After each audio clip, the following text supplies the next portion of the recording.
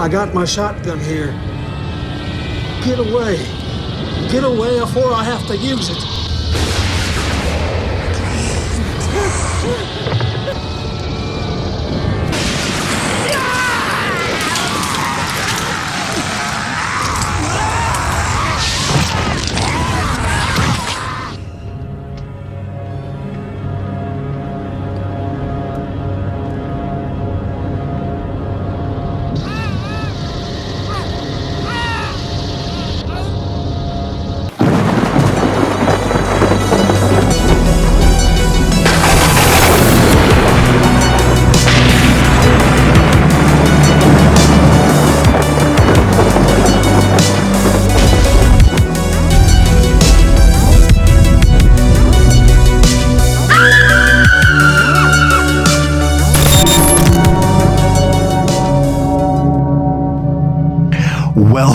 Welcome back to Beyond the Grave Media. This is Josh here, checking in on you out there in YouTube land. YouTube, it is October. We have made it.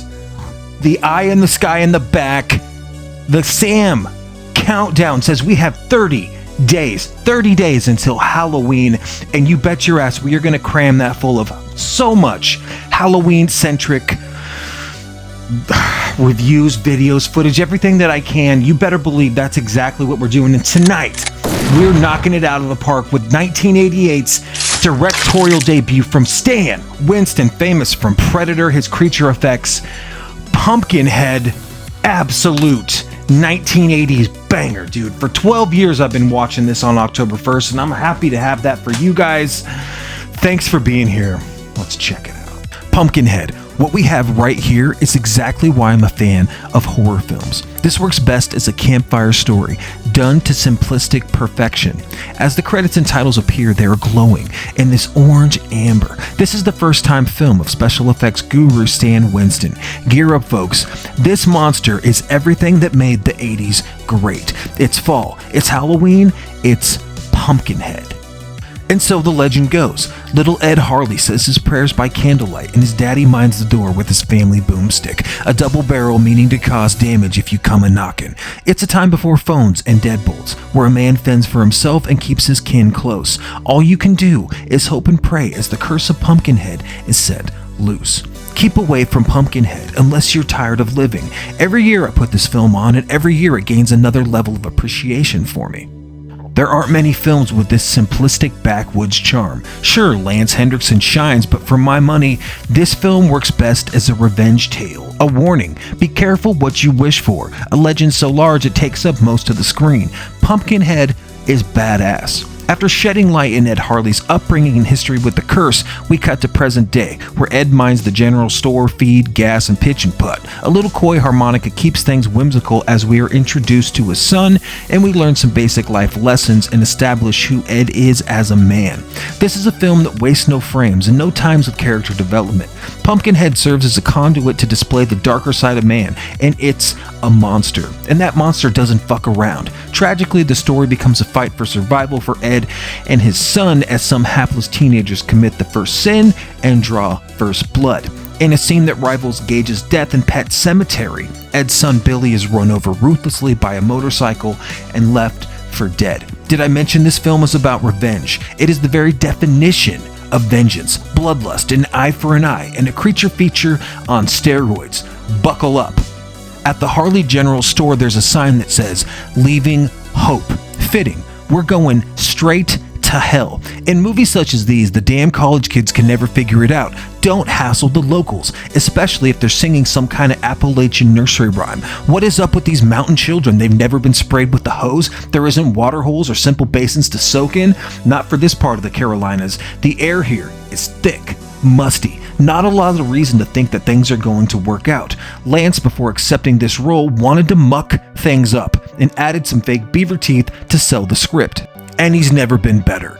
Pumpkinhead as a film really finds its legs in the second act. When Ed seeks the help of his friend Wallace, his son instructs him to go down the road a piece, into that old holler. This is my favorite part. Hurting, angered, scared, and desperate, Ed Harley with his son in tow follows the road down to Black Ridge, a place where no one dares to go, to see the old woman Haggis, where the road won't go no further. I'm telling you right now, this setting is exactly what the doctor ordered. A sinking sun, bloated and barren, lights the way to the witch's cabin. Never mind the moss or the bald cypress. Upon cabin entry, you're greeted by a barn owl, rats, mice, and the dark, orange flickering candlelight. The shadows race upon the cabin walls as your eyes dilate and try to adjust to what they're seeing. There in the corner, warmed by the hearth of the fire, she sits, rocking ever so slightly. The witch. Her hair is long, stringy, sinewy, and her face is a craggly mess. This woman is where dreams go to die. Just the side profile of her hair was enough to keep me up at night for days. When the camera offers some shelter, things get worse. Her hair goes on in the candlelight. In a glass vase, Ed makes his offer. Gold coins, tarantulas come into frame, and Ed is given his first warning. What you want comes with a heavy price, Ed Holly. She's toying with him now, her black teeth revealed through a smile. Ed needs her. She's got him. With a gravelly cadence, she gives him directions to an old graveyard in Razorback Holla, a place filled with bodies of the unclaimed and the ashamed. Time to bring a shovel. So off we race to Razorback Holla. Jump scares, loons, and vultures are a warning to turn back, but it's too late at this point. Welcome to cinematic perfection. The camera angles, the set pieces, the fog, and the music so perfectly set the fall vibe with the carcasses of rotting pumpkins marking the grave of the titular creature.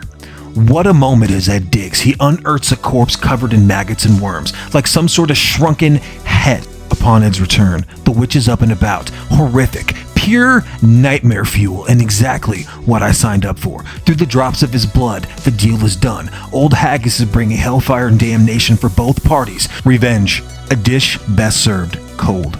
If nothing else, these transformation scenes put this film over. The screeching hiss of the creature taking shape, the sound of a rattlesnake, and the monster is free of the swamp. In a perfect world, I might trim about 10 minutes off this fright flick. Only the fear-struck scenes of the college kids and the drama that unfolds from the shit that they've caused. Even still, Pumpkinhead is a bad omen, and we get to see the wrath. Merciless. The kills come quick, and so does the gore. Everybody gets some. No one is spared. Keep away from Pumpkinhead unless you're tired of living. Dude, I love this flick. I love everything about it. And this is not the kind of film that I think needs to be remade. Can you imagine the Blumhouse treatment to something as iconic and classic as Pumpkinhead? No way, no how. Give me this all day, every day. I can talk about Pumpkinhead for hours, dude. I love this film. I was just watching it with my wife, and she's like, this is a good movie, but it's really sad. What happens to poor Ed? And I'm like, yeah, absolutely. That's kind of what sells it. How far would you go for vengeance if somebody killed your kid? Dude, to the ends of the earth. To the ends of the earth. Everything about this film, God bless Stan Winston, God bless his creature design. I think it's perfect, dude. The music, the score, the gore. We need justice, though, for Haggis the Witch. I don't know why she's not featured more. She is the real... Like, without her, I think this would just be a pretty good movie. Let's break down Haggis. So what makes Haggis scary? Well, Haggis is portrayed as a reclusive witch. She's living in the woods. Her backstory ties into the film's central themes of grief and revenge. Her character's steeped in folklore. She's evoking the archetype of the witch who possesses like arcane knowledge and sinister power. This connection to the ancient practices adds a little bit of depth to her. It makes her more than just a villain. She's like this darker aspect of humanity's quest for vengeance.